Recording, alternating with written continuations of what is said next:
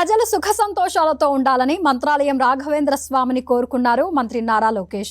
మంత్రాలయం మఠం పీఠాధిపతి సుబుధేంద్ర తీర్థుల వారి ఆధ్వర్యంలో నిర్వహించిన 404వ పాదుక పట్టాభిషేక మహోత్సవంలో మంత్రి లోకేష్ పాల్గొన్నారు. శ్రీ రాఘవేంద్ర స్వామి పీఠాన్ని అధిష్ఠించిన పరమ పవిత్ర రోజును పురస్కరించుకుని ఏటా ఉత్సవాలు నిర్వహిస్తారు. నేటి నుంచి 6 రోజుల పాటు ఈ ఉత్సవాలు జరగనున్నాయి. ముందుగా మంచాలమ్మ ఆలయంలో అమ్మవారిని నారా లోకేష్ దర్శించుకుని ప్రత్యేక పూజలు నిర్వహించారు. రాఘవేంద్ర స్వామిని దర్శించుకున్న మంత్రి లోకేష్ కు సుబుధేంద్ర తీర్థులు ప్రత్యేక ఆశీర్వచనాలు చేశారు.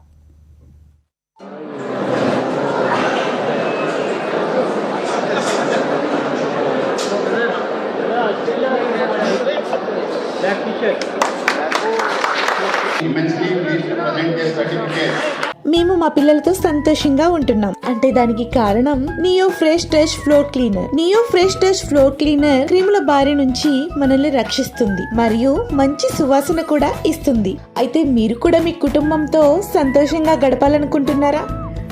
అయితే వాడండి neo fresh touch floor cleaner.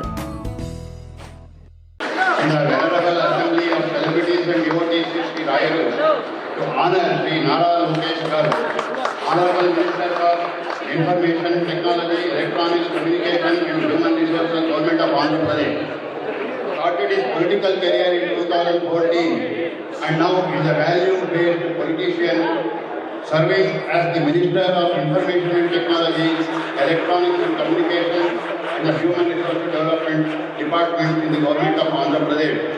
His social service and welfare activities are reaching greater heights day by day. He is an ardent devotee of Sri Raghavendra Swami.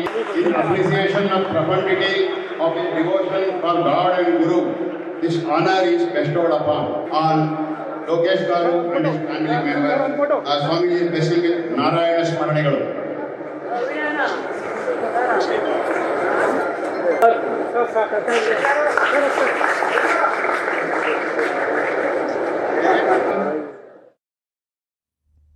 ఆ తరువాత ఆలయంలో నిర్వహించిన రథోత్సవంలోనూ మంత్రి లోకేష్ పాల్గొన్నారు.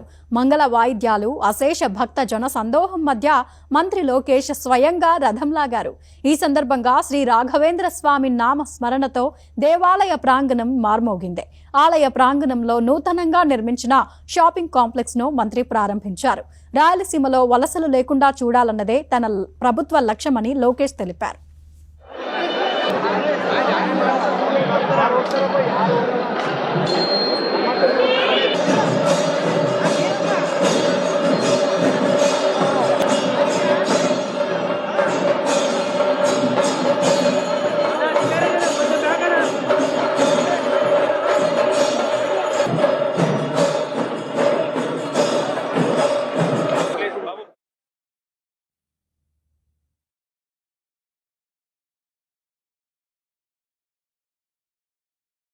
స్వామి గారిని దర్శించుకుంటాం నిజంగా నాకు చాలా చాలా సంతోషంగా అనిపించింది.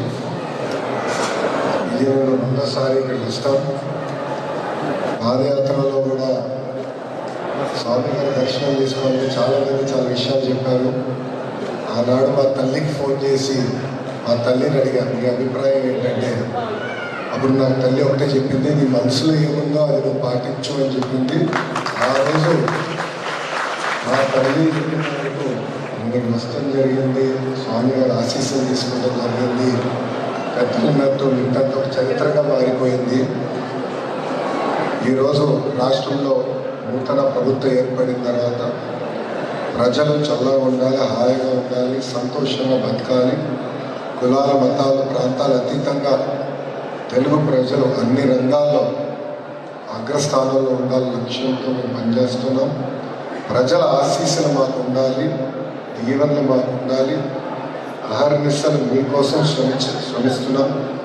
రాబోయే రోజుల్లో కూడా ప్రజలు చల్లగా ఉండాలని, వర్షాలు బాగా పడాలి, ప్రత్యేక మన ప్రాంతానికి వలసలు లేకుండా చేయాలనేది ఒక లక్ష్యం. స్వామి గారు కూడా కొన్నిసారి పాదయాత్రలు వచ్చినప్పుడు కూడా అందరం మాట్లాడుకున్నాం. ఆ దిశగా మేము పనిచేస్తాం, కష్టపడతాం. మీ ఆశీస్సులు ఎప్పుడు మాకు ఉండాలని ఉన్న ప్రజల్ని కోరుకుంటూ దేవుడు ఆశీస్సులు మా పైన ఉంటాయని ఆశిస్తూ ఆర్మిసం కష్టపడతాం. Immensely pleased to present this certificate in the venerable assembly of celebrities and devotees.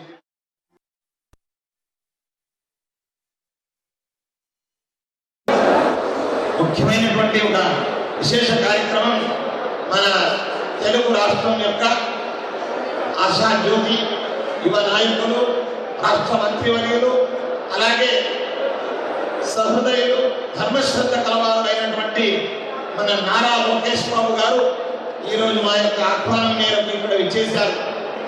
వారి నేతృత్వంలో మన తెలుగు రాష్ట్రం ఇంతింతై వటవింతై అని చెప్పినట్టుగా 3 పూలు 6 కాయలుగా ఈ రాజ్యం, ఈ రాష్ట్రం విశేషంగా అభివృద్ధి చెందుతుంది.